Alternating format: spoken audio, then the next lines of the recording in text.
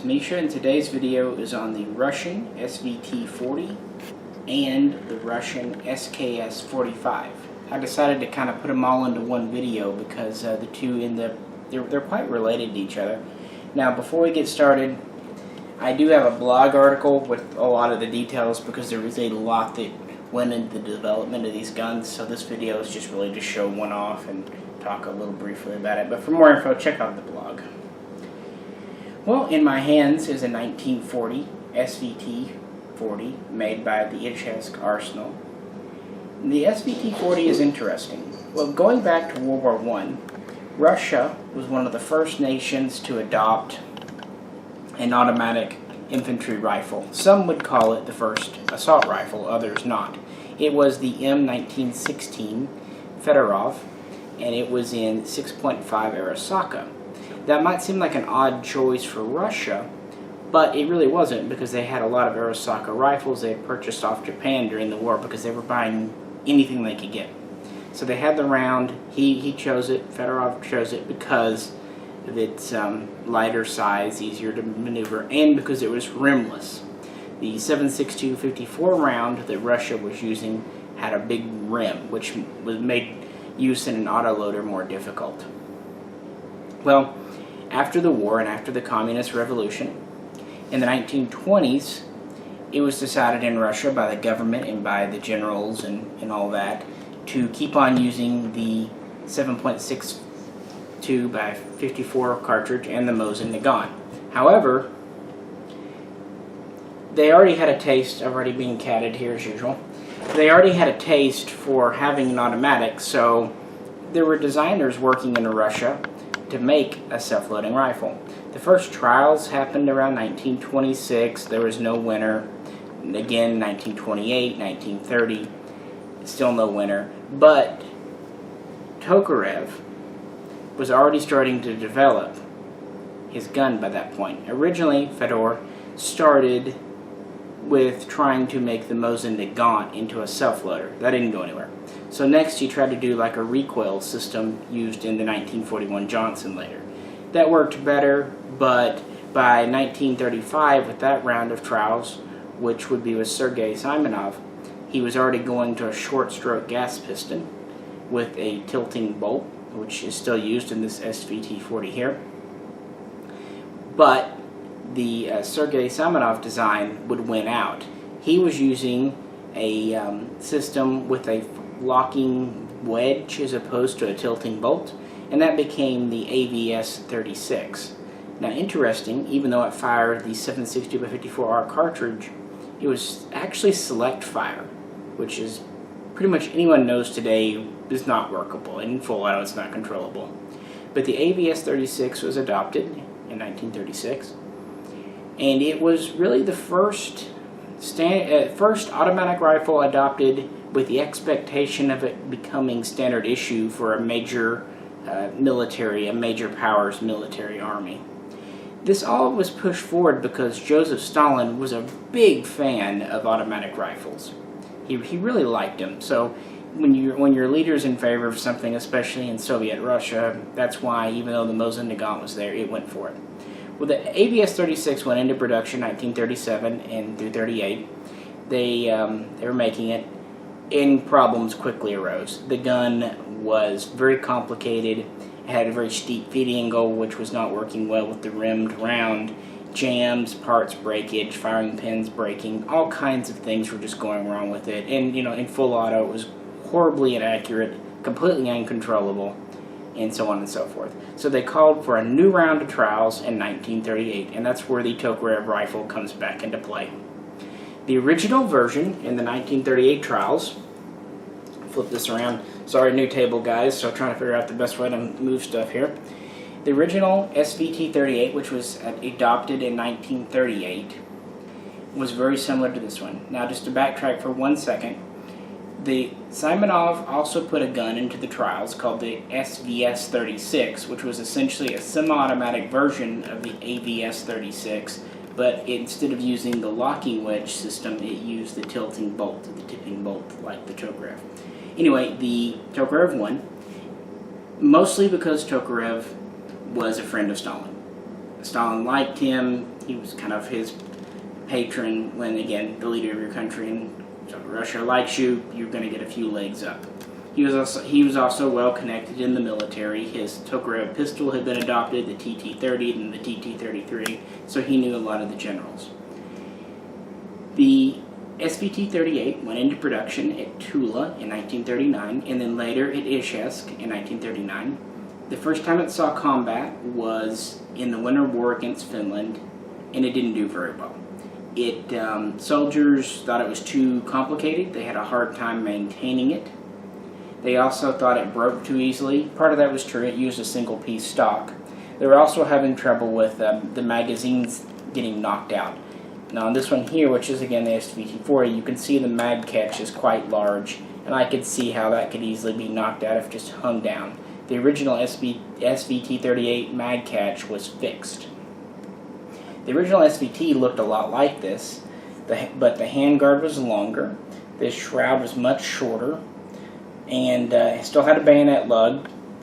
The muzzle brake was a little bit bigger, and that was, there's a lot of other changes. It didn't have the fuller grooves here in the stock, and instead of having the cleaning rod under the barrel, the SVT-38 had it on the side of the stock. If you've ever seen an RPD light machine gun, its cleaning rod's on the side too in a somewhat similar way. Anyway, so there were problems. 1940 rolls around. Simonov has a reworked design of his own, but instead of doing trials, Stalin gives Tokarev another shot at basically revitalizing his rifle. So very quickly he introduces the changes that would make the SVT-40. In April of 1940, SVT-38 production was ordered halted, and by July, SVT-40 production was in limited. It was basically in limited production at Tula. Later, the SVT-40 would go into full-scale production at Tula around October, along with Izhevsk and Podolsk. So 3 arsenals were making it by the end of 1940. At the end of the year, they would have about 70,000 SVTs already turned out. So this is the gun here, finally, after you listen to me ramble. Here we go. This is an early production one from 1940. We have the early style 12-port or fish gill muzzle brake. We have a pretty typical front sight, fully protected. The bayonet lug is here. Interestingly, there's a button here that's actually spring-loaded that holds the cleaning rod in. So to take your cleaning rod out, you hold this button down and pull it out. So it's reasonably well secure. We've got a ventilated shroud. This one has 8 holes on the top. Oh, here is an adjustable gas system. This little tiny kind of star-shaped nut. You take a tool and you just move it from right to left to adjust the gas port, wide or narrow. This longer here. Wooden handguard. We have a single piece stock now instead of the 2-piece, so it's stronger. Put this around here. In the front, we have a moving swing swivel. We have typical rear sights with a lightning cut here to make them a little lighter. You're going to notice a lot of these, a lot of the features on the SVT-38 and SVT-40 especially were made to make it, were there to make it lighter. They were trying to make a gun that wasn't so heavy for the infantry. Moving along, we have rails milled into the side of the receiver here, and on the flip side as well. Originally what those were for were scope mount. Now they had to cut an additional notch to let the scope fully mount. You could slide it on with these rails, but you couldn't lock it down, so they had to basically file a notch, machine a notch to actually mount the scope and let it lock down. We have a top cover here, and this is just a typical system. We have a last round hole open. We can load this using Mosin de Gaunt style stripper clips. It's feeding from a 10-round magazine. Here. There's no bolt release, you just have to take the mag out or press the follower down. Go forward. This still uses a short stroke gas piston system. Now, when I was talking about the mag catch on the SVT-38, it simply hung down. On the SVT-40, it's here, but when you don't need it, folded up out of the way. You can also insert mags with it folded up, although you obviously can't take them out. So it kept it out of the way. Other features here, we have a narrow trigger guard, which is common for early production guns. We have the original style stock here, which is not just regular contours. And we have a rear sling swivel here. Well, 1941 rolls around. The idea was, by 1942, they wanted to have a production goal of 2 million SVT-40s being made per year. And they wanted to have fully 1/3 of every rifle, 1/3 of all the rifles in a division be SVT-40s. So 1941 comes. Of course, as you know, the Germans invade June, Operation Barbarossa. And that immediately puts a lot of things on hold. Germans are in, Russia's fighting for its existence, so on and so forth. Tula, Izhevsk, Podolsk keep turning out SVT-40s for a while. However, end of the year comes, the Germans are getting very close to these factories. For Tula and Podolsk, they would basically dismantle their production lines. Tula would be dismantled, all of its assets shipped across the Ural Mountains, and basically out of direct danger. In fact, they would go to the same area where Izhevsk was located and kind of make a large conglomerate, big manufacturing thing. So Tula would be moved over the Ural Mountains, an amazing feat. Podolsk would basically be dispersed. They would take the tooling, send it to different places, and really that was the end of its production, and a few other, that was it for SVTs. Izhevsk, at the end of 1941, was ordered to stop making SVT-40s. Instead, they were ordered to focus on Mosin Nagants, build as many 9130s as possible. At the same time, and we have a video on this weapon too, they started to make the PPSH-41 submachine gun, which was brilliant. It was cheap, effective, fast to make, and they could just produce them by the millions. This SVT-40, while by normal standards not terribly time-consuming to make, was still, by Russian standards, very complicated, very time-consuming. They could make so many more Mosins than they could SVT-40s. So anyway, Tula, by 1942, would be the only producer. At the end of 1941, that year, they would have produced 1 million SVT-40s. And again, for 1940, they made about 70,000. So they've got a little over 1 million. Of those million, well over 100,000 were captured by the Germans. Additionally, during the Winter and Continuation Wars, Finland would capture at least 15,000 SVT-38s and SVT-40s. So attrition's pretty high. Well, this in my hands is a 1943 SVT-40. This is a so-called Bulgarian rework, or light refurb, some call them. This one was made at the relocated Tula plant, again the only people making guns in 1943. 1942, Tula would open up around summer, and they would still manage to turn out over 250,000 SVTs by the end of that year, and they would do about the same for 43, with a few less in 44. So production numbers are going way down. So this is a late production style, and they did introduce some changes. Now every change they introduced to the SVT in its production, one guideline they had was they couldn't change the tooling. They didn't need new tooling or to have to do radical changes to the existing tooling. So the changes on these are relatively minor, but probably the biggest and most noticeable one is this switch to this 4-port style muzzle brake. Now these are faster and easier to machine. They're probably easier to clean too, and probably a little more solid, durable. You have much bigger pieces. They actually approved this design in 41, and the idea was that that original 12-port fishgill style was an effective muzzle brake, but it was really loud, which was not pleasant. This style was about 40% less effective as a brake, but it was quieter, so they thought the trade-off was worth it, that plus it being faster, cheaper to make. So some have said this was used on the ABT-40, which we'll get to in just a split second.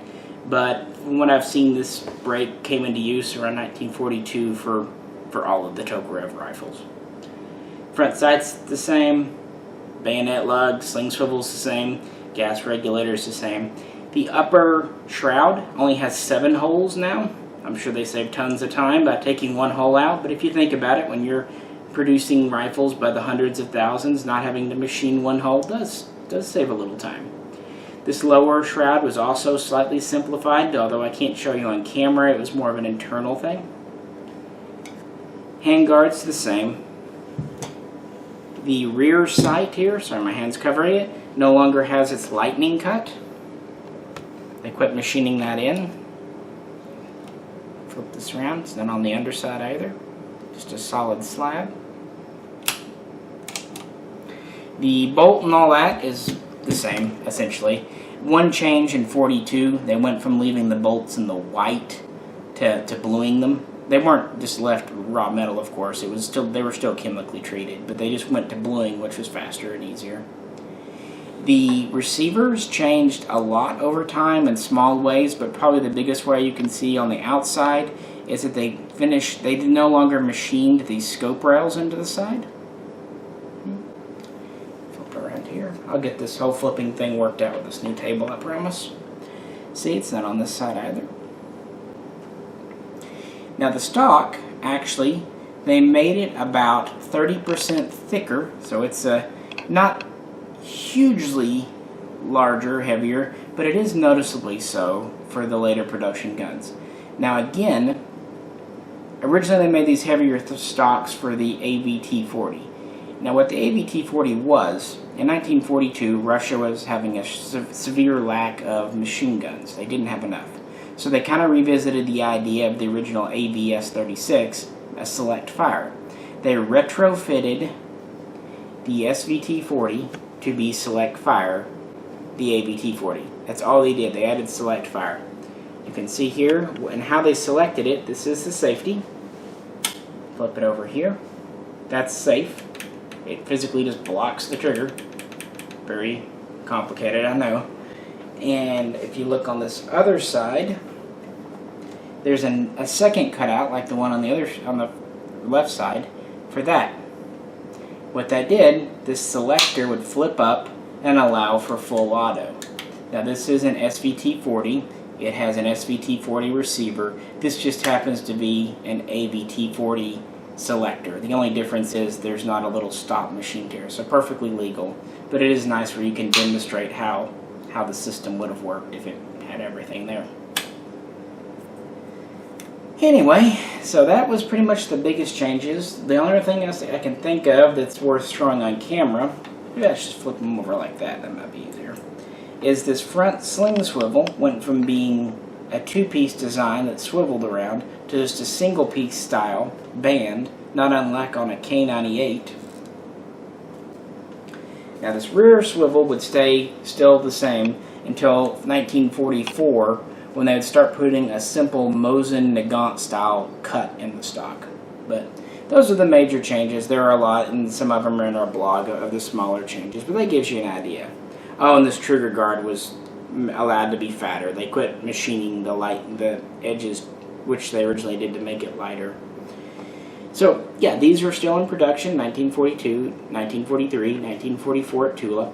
But by that point, the SVT-40, an automatic rifle, and 7.62 by 54R with a 10-round mag, relatively expensive, somewhat fragile, was already on the way out. By that point, they had already adopted the 7.62 by 39 cartridge in 1943, the intermediate round, and they were already looking at intermediate type guns.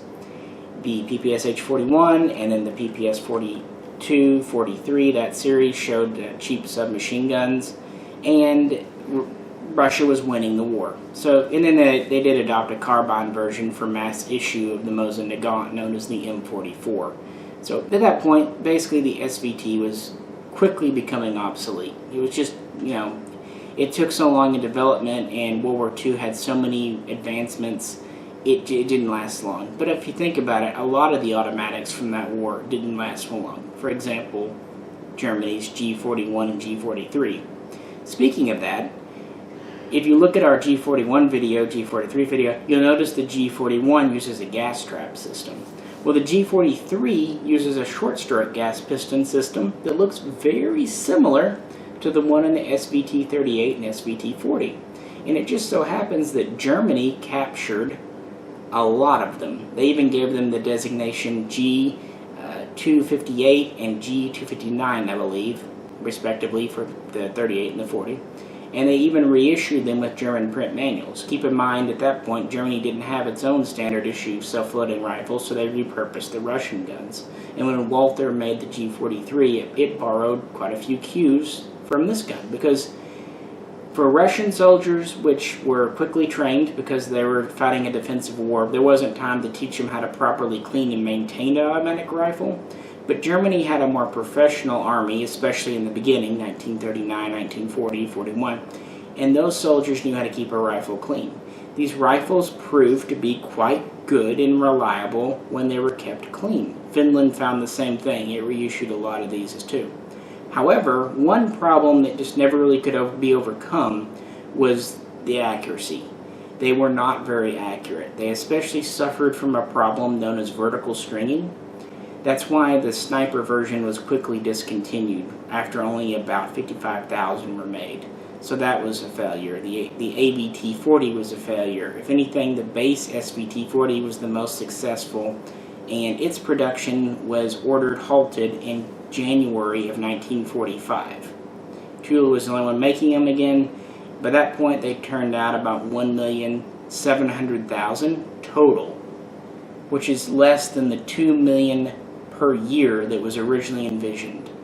By 1945, other rifles, such as the SKS we're about to get to in a few seconds, were coming onto the scene, and some were waiting in the wings, like the AK-47 was under development. It wasn't out yet, but they knew it was coming. So by 1945, this was already looking obsolete.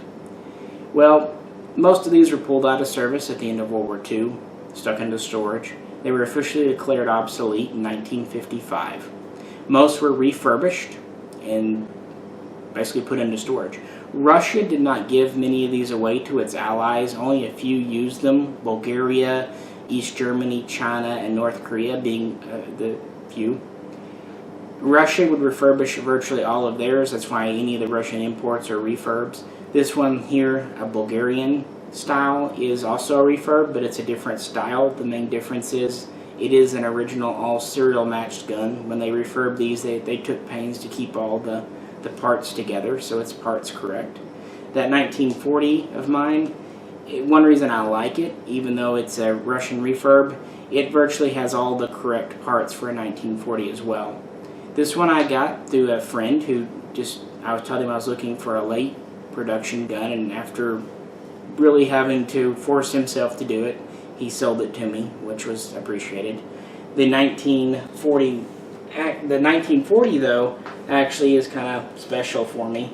I was at a gun show many years ago with my father, and I was looking for a Tokarev, and had been looking for a few years, and we just walk into this small gun show in Fort Smith, Arkansas, and there was one of these on a rack. And this was already after they banned these from import in 1994, and they were going for about 600 to 800 at the time. Yeah, 6 to 8 on the high end, but you couldn't find them, at least not here in Arkansas. This guy had one on the rack. He had $200 on it. Of course, your first question would be, in that situation, what's wrong with it? Well, it turns out that's what he paid for it from Century about 10 years earlier, and he just wanted to get it back. He didn't like military guns, so that's what he did. I had my checkbook out immediately, and I've had it ever since. And it's a really good gun. I have shot it. It does shoot well. Haven't got to shoot the 1943 yet, but I will. Anyway, so that was the SVT-40. Just as a side note, these were never manufactured outside of Russia. So every SVT-40 and SVT-38 is going to be Russian. We'll move on. Well, in my hands is a Russian Simonov SKS-45 carbine. Now, virtually everyone knows about the SKS, especially the Chinese ones. What's not always known is this is a World War II and even before gun, at least its roots are. Well, in the first part, you heard us talk about Simonov and Tokarev. Well, Sergei Simonov was a younger man than Tokarev. He was over 20 years younger, so a younger generation. He wasn't near as connected. He got to start off working in a metal foundry during World War I, and then he went to work for Tula after graduating. He became a QC inspector. He worked under Fedorov, which probably helped him out and got him started on interested in automatic type rifles. His first prototypes were gas trap, which don't work well. We know this now, but in the 1920s, people were trying to figure out how things worked and what worked best. So his first prototype, he basically unveiled in 1926, and he wanted to get it into the military competitions, but it was rejected. They wouldn't even let it in the competition. It didn't meet their criteria. So he went back to the drawing board, and in 1931, he came out with a better prototype. It used a short-stroke gas piston system, and it used the locking wedge bolt. Well, so on and so forth.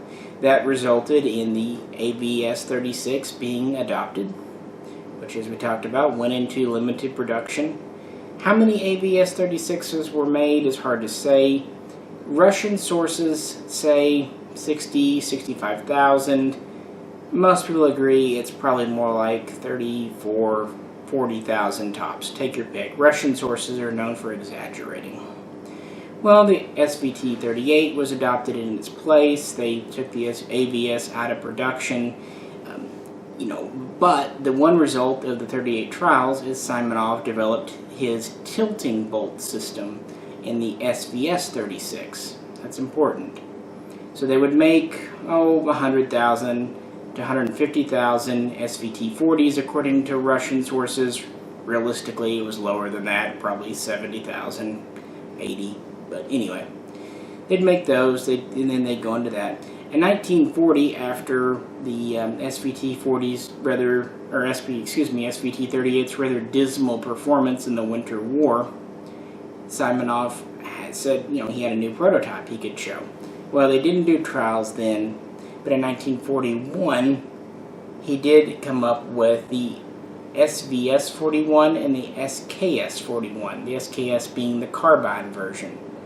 And the SVS, SKS were short-stroke, tilting bolt type guns. Now, they had a fixed magazine like this rifle here does.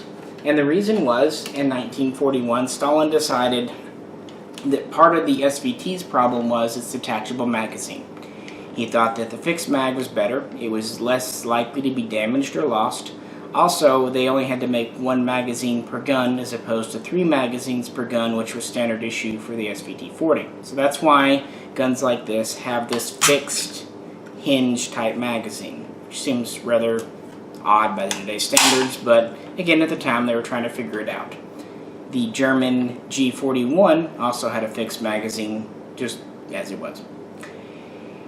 So Simonov came up with his fixed magazine. He did a 5-round and a 10-round, and they were going to go into trials in July of 1941 against a couple of different Tokarevs, including, I believe, an SKT-40 carbine. However, Germans invaded, things got put on hold. Instead of doing that, he was told to focus on his anti-tank rifle he'd been working with on and off since 1938 in the background. Before that, priority was given to self-loading rifles. After German panzers were rampaging through Russia, it seemed like it'd be a really good idea to have something to attack them with. Remember, these are the early war tanks that had lighter armor than later war tanks would. So he developed a 14.5mm anti-tank rifle called the PTRS-41. The reason I'm mentioning this, it was essentially a scaled-up SVS-38. And that's good because it was the same concept, but it proved it worked. It was a semi-auto, it fed from a 5-round mag, and it got him some much-needed recognition and started to kind of turn Stalin's head his way. Before this, Tokarev was his friend. Afterwards, he's starting to see that someone else can make an automatic rifle too. 1942, not a lot happens because Russia's fighting a desperate war, the SVT-40 is still in production, so on and so forth. 1943, the war is starting to turn in favor of Russia, at least to the point it can devote some resources to research and development. They conduct a study showing that most combat takes place at 300 meters or less, and they decide to make an intermediate cartridge, 7.62 by 39. More importantly, it was a rimless round. That rimmed round, a 54R, had always been causing problems in these self-loading rifles. In addition to the cartridge being heavy with large muzzle blast and recoil, the rim would just give problems. I mean, any of you who own a Mosin Nagant bolt action and shot it enough know that rim lock happens even on a, single stack 5-shot mag. So imagine a 10-shot double stack and just loading in a rifle, self-loading rifle. Anyway, 7.62 by 39 is halfway in between 54R and 7.62-25 Tokarev, which is used in the PPSH-41 and PPS-43. So it's nice. It gives the range and some power of a rifle, but a soldier can carry more, and it's more efficient in a self-loading carbine. So 1943, new rounds of trials are held. And what Russia's wanting to do, it wants to adopt a whole family of weapons to fire this new cartridge. It wants to do a bolt-action rifle. It wants to do a self-loading carbine. It wants to do a select fire carbine, and it wants to do a automatic light machine gun. Well, the bolt-action never goes anywhere. Instead, it just adopts the Mosin Nagant M44 and 54R. The select fire gun would ultimately result in the AK-47, but it would take a while. The light machine gun would become the RPD-44. But the self-loading carbine would become the SKS-45. Trials were held. Simonov's rifle won. It worked great. He found that actually reworking it to fire the new cartridge was pretty easy. It tested better. Just development was much easier and faster for it. Tokarev too would try to turn the SVT-40 into something that could fire the new round, but it just never went anywhere. By that point, Tokarev was getting on in years, and Simonov's younger. He has better ideas. Not to say Tokarev wasn't a good designer, but it just, for whatever reason, Simonov was having more success with this new round. They would actually do a pre-production batch of SKSs in 1944, and they would be used on the Belarusian front. Other prototypes would be used in the Battle for Berlin in 1945, so this gun saw limited use, at least prototype versions of it, in World War II.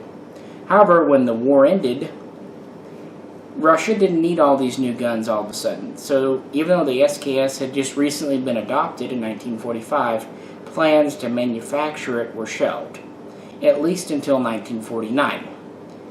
Now, if you looked at our AK video, you know that the AK-47 was adopted in 1947, and the first ones had stamped receivers with milled trunnions.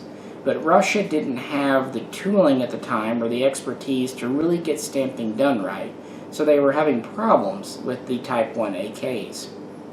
As a result, the SKS was pulled back out and put into production in 1949, and it would go into production at Tula. And this interval, this 4-year interval, was great. It gave Simonov time to really perfect his design, tweak it, get it, not under pressure of war. And that's why when it came out, it wasn't changed much. It worked, and it was in good shape. It's, worth noting that at the same time, 1949, they would switch the AK's receiver to a milled type, which would go into production and stay in production for a decade. So the AK was also coming online about the same time, so that's why the SKS's life was so short-lived. But nevertheless, it was there, and finally it went into production, and it's a good gun. It has a milled receiver. It is a tilting bolt system, very much like the SVT-40, and of course it's based on the earlier Simonov prototypes. Bolt hold open. Now we have this fixed mag, of course, so to let it go, just drop it, go forward. We have a gas piston system that is, again, based on the Simonov design. It's still a short stroke, but a little simpler than the one on the SVT. Gas block is here. kind of standard front sight. In fact, the sights to me are very reminiscent. The way they look, the way they adjust compared to the SVT. You can definitely tell that the guns were of a similar design lineage. Still have a cleaning rod under the barrel. We have a folding bayonet. Now the original pattern of bayonet was a spiker made at Tula, but this would soon be changed to this blade style by around 1950. Also in 1950, they would start chrome lining the bores for longer service life. And for some reason, and I'm sure there's a good reason, I just haven't looked it up or found out yet, the original SKSs had a spring-loaded firing pin. But then they just went to a free-floating firing pin in 1950, 1951. This one here is a 1951 Tula. It is, of course, a refurb, as you see. I did buy this new in the box, and it's, you know, as it was, it is a matching gun. They would be produced at Tula until about 1956. Some people say 1958 because of some codes. The last known date stamp was 1955, but then they did use some kind of codes and things for the last little bit of production. So 56 to 58, depending on who you ask. They would produce these for 2 years at Izhevsk, 1953, 1954. That's it. Russia would produce about 2.7 million. Compare that to the 1.7 million SVT-38s and SVT-40s they would produce. So they produced over 1 million more of these, and that was even during peacetime when they really didn't need them. But it was a good solid gun. They used them for a lot of ceremonial duties, even though the AK quickly eclipsed it. Durable and reliable as far as that goes. Only a 10-round mag though, but it is firing the 7.62x39 round. These would be taken out of Russian frontline service in 1958, and most either given away to other communist allies or simply put into storage. And that was the end of the SKS in Russia for all intents and purposes. Even though its development can go back to the late 30s, by the time it came into being, it was, you know, getting already out of time. It wasn't, you know, a similar fate to the SVT-40, really. By the time either of them was put into mass production, they were obsolete. However, unlike the SVT series, the SKS was produced by several nations outside of Russia. The most famous being China, which this gun is here. Russia would help China set up the production line in 1955, and they would make their first carbines in 1956. In fact, they called them the Type 56 carbine. Now, just to be clear, they called their AK the Type 56 rifle, so or assault rifle. So kind of a little murky there, but there you go. The first Chinese SKSs would be produced with Russian parts, even under Russian supervision. But soon they would go to domestic production by the late 50s. And yeah, they would have a few variations of their own. Most of them were produced at the Factory 26 in China. A few others later would be produced at different ones. This one here was made in 1967, give or take a year. It has the unique Chinese spike bayonet, which was first seen around 1965. Before this, China would use a blade bayonet. The early Chinese guns were virtual clones of the Russians, and then as they would produce these, they would make their own alterations. This would be one of them here, this bayonet. They would also simplify the machining of the gas block here. They would go to a two-piece gas tube design. Some of these would have what people call Bakelite stocks, but they're not Bakelite. They're actually a fiberglass material. And they would start making those in the early to mid-60s because of use in humid environments. The wood had a potential to swell or even rot.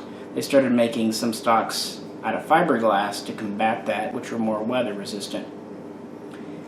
Also in the late 50s, they would move the sling swivel from the bottom to the side of the stock here. And then in the mid-60s, they would move it back down to the bottom. Also, in the mid to late 60s, they would go to a stamped trigger guard, which is welded on as opposed to machined. They would quit putting the lightning cut in the bolt carrier back here. They would also quit lightning cut the bayonet mount and a few other small parts just to save some machine steps, even if it added a little bit of weight. And one of the last simplifications they did, they went from screwing the barrels into the receiver, Russian style, the original style, to doing a press and pin like on an AKM. And this happened, best I can tell, late 70s and onward, towards the end of production. The Arsenal, or the Factory 26, would make these through the 60s.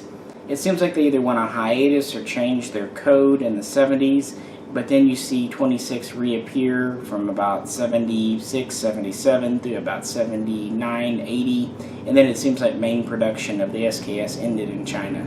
That said, obviously during the 80s and 90s they made a lot of these for the American market, and those are made by all kinds of different arsenals. We'll call those special runs, but it seems like the ones for military use were generally out of production by the early 80s.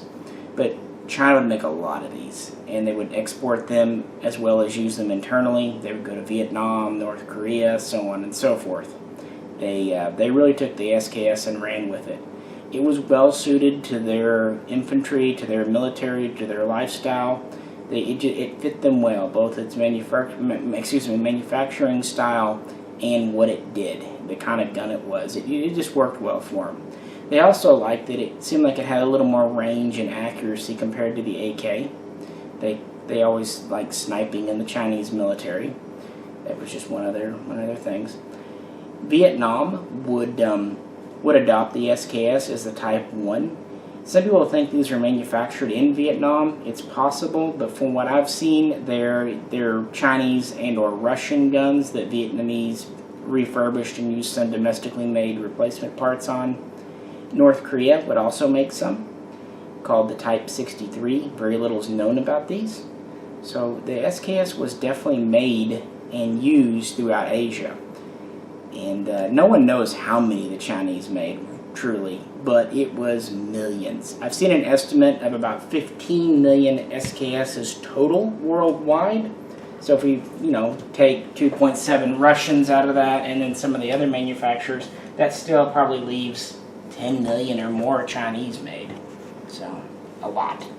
They ran with it. And there's all kinds of neat variants that they did in the 80s that they exported to the U.S., including a paratrooper, which they only did for commercial purposes, but it's still neat. It has a 16-inch barrel, and it takes AK detachable mags. Well, another country that really ran with the SKS was Yugoslavia, the former Yugoslavia, and this is one here. This is the M5966A1 variant, and these are made by Zastava. The first Yugoslavian SKSs came off the production lines in 1960. In 1958, 1959, Russia was trying to make a closer relationship, i.e. manipulate better, Tito's government in Yugoslavia, who was very loosely aligned with other communist nations. He wasn't under Russia's thumb. So they did several things to try to entice him and things. One thing they did is they generously gave him the SKS production line for free. Never mind that by the late 50s it's completely obsolete hardware. They gave him the production line for free. So Yugoslavia, Zastava, started making a near exact copy of the Russian SKS as the M59, and later in 1967 it would be upgraded to the M5966, and the difference is the grenade launcher. The M5966 has a grenade launcher that shoots rifle grenades. Just flip this, and there you go. Put a rifle on the end, your gas is cut off when this is flipped up. You put a blank rifle type grenade cartridge in the gun and fire away. Let's get this on camera. I knew when I flipped that up, that was a mistake. I used to have a table and I would set this on. Here we go. And just lock this down. So it has these. Now what makes the A1 are flip up night sights very similar to what's on the Yugo pattern AKs, which we do have in one of a couple of our videos actually. There's a second set back here. So that's the A1. Not all were made A1s, just some had the night sights. The bayonet is still the blade style. The ring was taken off though, so it could work with the grenade spigot. As you see here, there's not a lot of bayonet left with the grenade launcher on there, but it's still there. The only other major difference with the 5966 to a Russian pattern is this rubber recoil pad. Makes the gun a little bit longer length of pull. Also, when you're firing rifle grenades, a little sturdier. Now the fun part of that is getting the cleaning kit out of the buttstock because it's recessed is more difficult. Yeah, Yugoslavia would make these. I think main production ended around 1970, but you still see some guns from the 70s and 80s pop up. These are probably refurbs or guns put together from leftover receivers. More importantly, they used these extensively during their rather tragic civil war, and they were often used by, how to put this, genocide squads. Most of the regular military would be issued AKs, but you know, if you're going after civilians, you don't need an AK. Something like an SKS is unfortunately more than potent. Not all were, of course, and this one was not. This one I purchased from Century directly in 2004 when the first batches of Yugos came in, and I remember at the time you could buy very goods to excellence in the I think it was about $80 range, or you could buy the unissued for $100, so it was a lot more. But the unissueds were unissued, and they came with the full kit, you know, mag pouch and sling and all that. So I bought this unissued. It still has its Cosmoline, at least mostly in it. I cleaned it a lot of the superficial off, but never have actually shot this one just because of what it is. But yeah, the Yugoslavian SKS is very popular in the U.S. today because it's probably the most common one next to the Chinese. These have been imported en masse for the last decade or so, and they're still available today. They are good guns. They were made very well. Zastava has very good quality. But they didn't have chrome-lined barrels, and these were used with corrosive ammo. So if you are going to buy one, and it does look good externally, make sure you still check out the bore, and even more than that, the gas system. Even if the bore is decent, make sure your gas system's not frozen up because of corrosive ammo and rust forming. But yeah, that definitely was probably the most common European non-Russian gun. Just to add to it, Romania would produce a copy of the Russian SKS as the M56 from 1957 to 1960, 61. Germany would produce one briefly too, from about 58 to 60, 61, called the Karabiner S for Simonov, and they're hard to find today, and they were never imported. There were some Vietnam bringbacks. A friend has one. I actually just handled it and played with it yesterday, so I might be able to bring that to you on camera one day. I'm sure he would. He lives down the street, but I can show you maybe his East German. But they're very similar. They just don't have the cleaning rod or cleaning kit compartment. They take a K98 type sling. Most of those were actually given to Croatia in 1991, and that's why they don't exist today. Another interesting one is Albania. They actually got their original SKS pattern from China. They were closer allies with China than they were Russia. And they would make a copy that had the spike bayonet, but they would have a longer handguard, an AK-style charging handle, and a slightly redesigned magazine. Also, the Albanian SKS had a two-hole, two-compartment buttstock. They're very interesting. They were made mostly for police use, but only about 18,000 were ever made, so they're pretty rare. They're in the U.S. though, and for as rare as they are, they actually don't go for a whole lot of money, even though a lot of times their condition is so-so. So that's pretty much the SKS. As I said, about 15 million were made. It has seen use around the world quite a bit, especially the Chinese guns, and it's very common in the USA today. Back in the 90s, it was real popular to put tactical stocks and things on them, but I think now people are respecting them more in their original condition. As a substitute for an AK, this sucks. It'll never be an AK. But as a rifle that dates back to World War II, is one of the earlier self-loading guns that fires a common and cheap cartridge. It's great. They're fun. The other thing to know, because of the floating firing pin, military ammo and most Russian import works great, but if you have some soft primer cartridges, say from Winchester, they can slam fire. And I thought this was mostly kind of BS for a long time until I sold the customer one years ago and he tried using American commercial in it, and sure enough, it slam fired. So if you get one, make sure the firing pin's really clean and moves smoothly. Install a spring kit maybe, or just shoot Russian ammo, which is what it was meant for in the first place. But they're really neat guns, and I think the Tokarev Simonov dialogue and, you know, playing off each other, one to make a good gun get accepted than the other would, and how they both help each other improve their own guns. They were both honored by Russia, and, you know, patriots and all that. Both very good arms designers, even though it seems like Simonov kind of got the last little laugh there before Kalashnikov came in and dominated everything. I will say this, looking at Kalashnikov, Tokarev, and Simonov, it seems like the key to ripe old age in Russia was being an arms designer.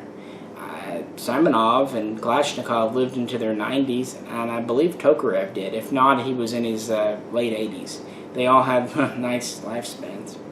But I've been trying to do more Russian guns interesting, and again, for more details, check out our blog. If you have any questions, post them below. And as always, this is Misha, and thanks very much for tuning in.